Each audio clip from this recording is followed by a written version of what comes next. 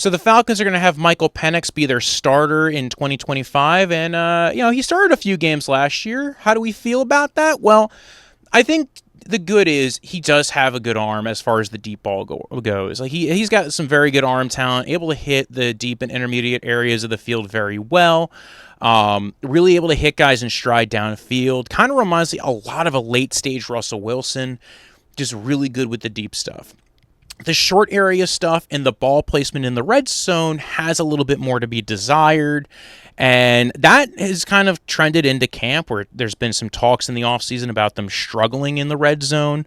And, that's going to be a concern if they can only hit home runs and not hit the close range stuff because it limits what you're able to do and how much you're able to score points in the NFL.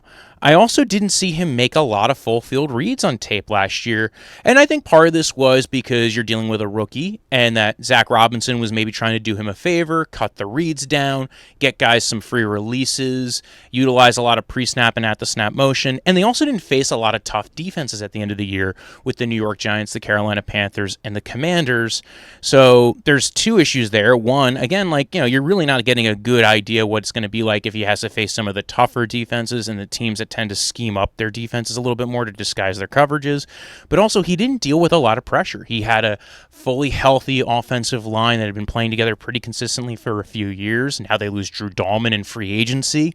They have the other four starters in Bergeron, Lindstrom, McGarry, and Matthews. But what happens if they have to deal with a couple of injuries next year?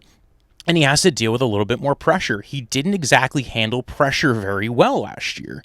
So, I like what Zac Robinson did. He, freed some dudes up with some pre-snap and at-the-snap motion. It also allowed Penix to be able to, to figure out if they were in man or zone a little bit easier. And I appreciate all that. But I think we're going to have to see some development on Penix's part on the ball placement and accuracy and on his hesitancy when he's looking at defense, figuring out where he has to go.